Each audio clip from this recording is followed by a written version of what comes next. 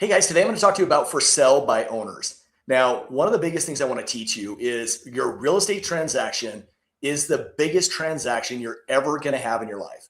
It's the biggest financial investment, the biggest financial sale. And I want to go over some statistical data to help you guys understand how big a deal this is. So in 2025, the median for sale by owner per sales price was $360,000.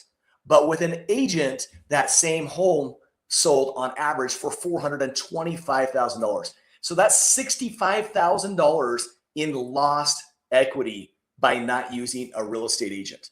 Now, it's pretty common to see there's a lot of different reasons why. There's plenty of real estate agents out there that don't work very hard. So interview. There are many agents that work really hard, know the market, know sales, and are able to help you. Now, a lot of people are turning to AI. Now, I coach and train real estate agents all over the United States and Canada.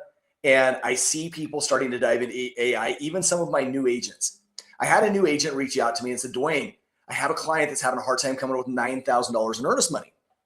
I says, okay, how big a home are you guys putting under contract? And what's the purchase price? And he explained it to me. And I said, where did you come up with the $9,000? And he says, oh, I went on ChatGPT and typed in how much earnest money do I need to have for this purchase price of a home? Guess what, guys? Standard in our market was only $1,500. So when I explained that to him, he's like, oh my heck, that saved me so much money for my clients by just switching it from $9,000 to $1,500. AI does not have all the knowledge. They do not know what the market is. They don't know the trends. They don't know how to help you negotiate. They don't know inspections. They don't know appraisals. They don't know how to fill out the seller's disclosures forms, what you should disclose and what you shouldn't disclose. So if you were caught in a lawsuit and had to come up with a lot of money based off of what you filled out, you're going to be a lot deeper in debt than if you're using a real estate agent. A real estate agent is typically 3% per side. So as you dive into that, remember, if you're losing $65,000 on a $400,000 transaction, that's about $15,000. So that's a net loss of $50,000. People, this is a lot of money. So my recommendation is always going to be interview, find out what they're going to do, find out what their statistics are, how many homes they sell a year, and what their success rate is. Have them teach you about the market. Have them show you details about the market that proves they know what they're talking about. Get references of people that have sold with this certain real estate agent before, what their experience was. Go online, look at reviews. You can find really good real estate agents out there. Now, the ones you need to worry about are the ones that are quick to lock you into a contract, that are wanting you to hurry and get into a contract, and then they keep you into that contract for a year. If you've got a really good agent, like for instance me, I'm going to put in my contract that you can cancel at any time as long as I am not fulfilling my duties. And that's the honest truth. You should be able to cancel with any real estate agent if they're not meeting your expectations. So some of the biggest things that people miss when they price their house is they go off Zillow. They go off AI what their house thinks it's worth. And that costs them a lot of money because oftentimes it's not even close to where it should be.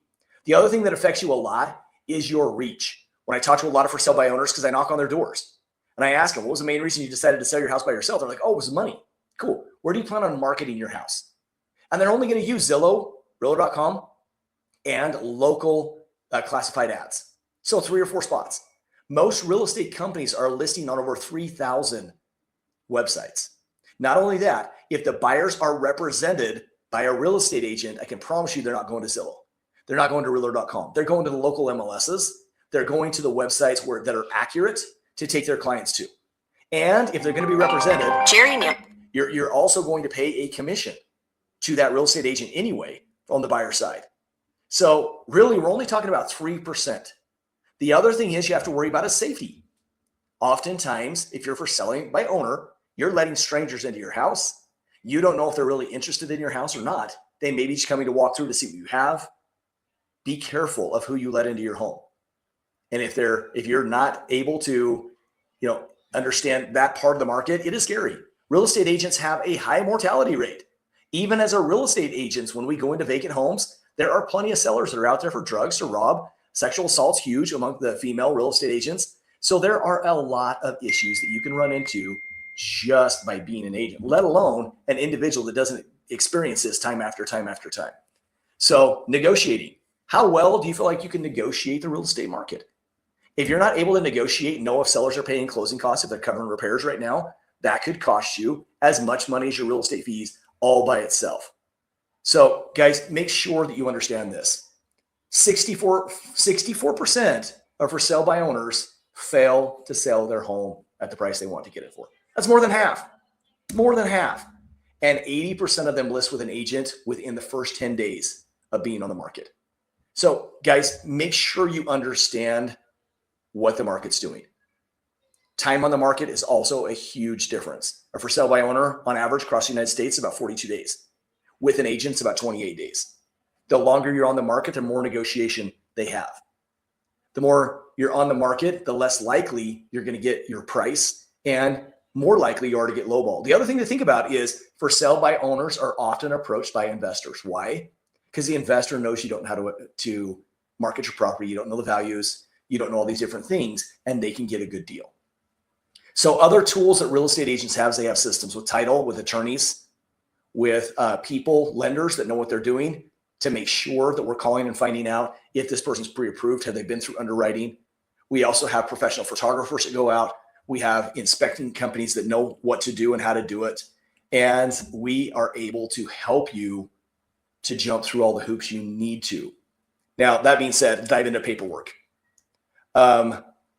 Legal exposure is very, very high when you're doing it for sale by owner, because you can be sued very easily for missing just simple details, paperwork that should have been turned into, other things that need to be handled. If you miss those things, it could cost you a lot of money.